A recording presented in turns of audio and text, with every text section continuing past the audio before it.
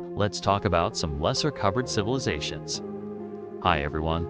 I make videos about obscure ancient people.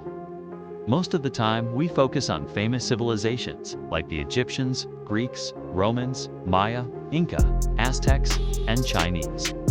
But there are thousands of other societies, from prehistory to the present day, whose stories are equally amazing.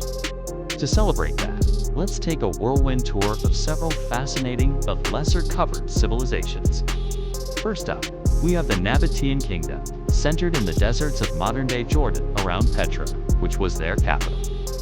They flourished from around 300 BCE until they were conquered by the Romans in 106 CE. The Nabatean Kingdom is most famous for their hidden city of Petra, carved into sandstone cliffs. Their whole civilization was pretty much hidden from the rest of the world until it was rediscovered by Western explorers in 1812. The Nabatean people were desert nomads who made huge engineering projects to bring water into the desert where they built their cities. And because they controlled important trade routes, especially for incense and spices, they became very rich. They also adapted their language and religion to fit in with the empires around them. While they may have been conquered by Rome, their culture lived on in the kingdoms of their neighbors. Next, we have the Kingdom of Axum, located in what is now Ethiopia and Eritrea. This powerful East African kingdom lasted from around 100 CE to 940 CE. It started off as a smaller kingdom of the Axumite people, but through conquest and trade, they grew into a massive empire with influence over the whole Horn of Africa and the Arabian Peninsula.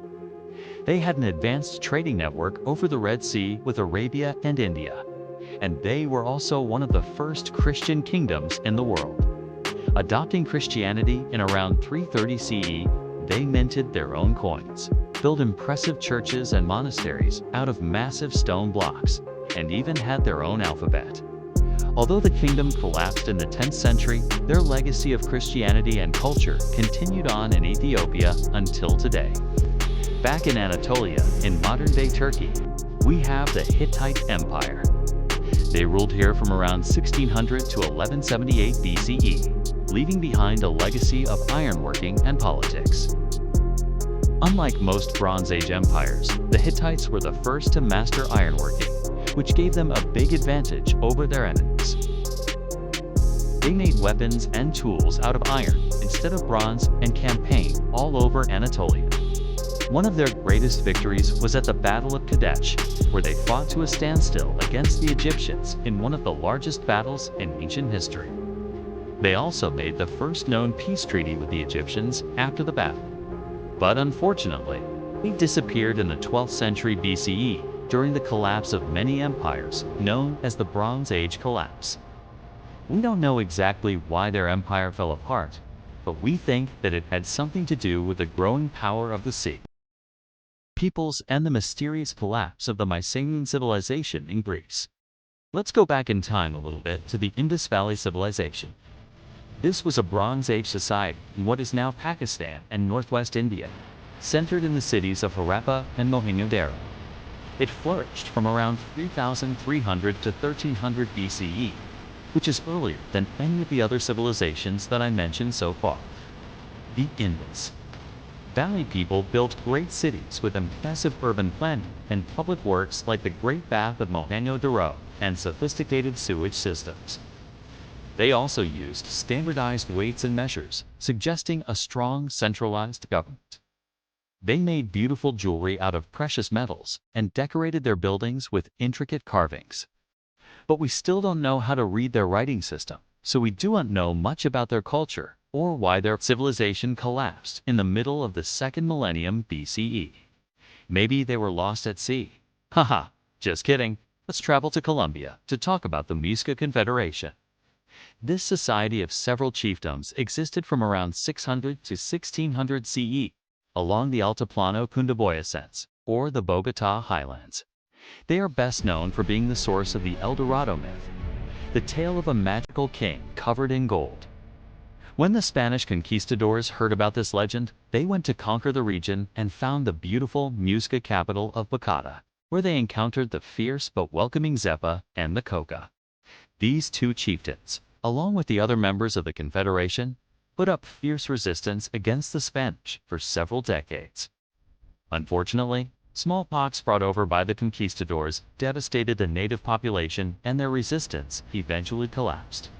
But before that, the Muisca had developed advanced gold work, including a ceremonial headpiece called a munitra, which inspired the El Dorado myth. Now let's go visit the Scythians. These nomadic horse-riding warriors lived in Central Asia from around 900 BCE to 200 CE. They were known throughout the ancient world for their skill in horsemanship and archery. The Scythians traveled all over Eurasia, including Iran, Afghanistan, Mongolia, and Eastern Europe. They buried their dead in magnificent kurgans, or burial mounds, filled with treasures such as gold, silver, bronze, and iron. These artifacts show just how wealthy and artistic the Scythians were, although they were mostly known as ferocious fighters. In fact, the Scythians were probably the first horse culture in the world. And they even had special saddles made to fit their horses better. And one of the Scythian kings even adopted the Persian title of the Great King. So clearly, they were not only warriors, but also great horsemen and kings. Next, we have the Zapotec civilization based in the Valley of Oaxaca, in modern-day Mexico. This society lasted from around 700 BCE to 1521 CE, when it was conquered by the Spanish. The Zapotecs were one of the first civilizations in Mesoamerica with a writing system that used logograms, or symbols representing words. They were also one of the first to develop a grid-based calendar, and a monumental urban center at Monte was a Zapotec city in the Oaxaca Valley that became a major religious and political center. It had 7 major platforms or terraces, with palaces, temples, and residences of nobility. The Zapotecs ruled over this region for over 2,000 years, although their power waned after Monte was destroyed around 850 CE. The Zapotec people lived on, however, and their descendants can be found among the indigenous people of Mexico today. Moving on to Cambodia, we have the Khmer Empire, which lasted from 800 to 214-31 CE. This empire was known for its incredible temples, especially Angkor Wat, which is still the largest religious monument in the world. The Khmer built vast irrigation networks and hydraulic city planning.